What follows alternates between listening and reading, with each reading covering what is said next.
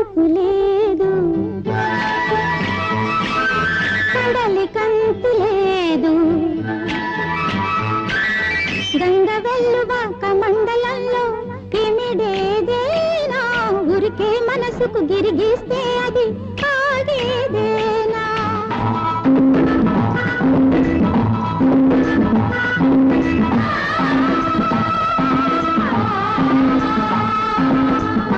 కడుపు లేదు, కడలి కంతు లేదు, గంగ వెల్లువాక మండలంలో ఇమిడేదేనా, ఊరికే మనసుకు గిరిగిస్తేది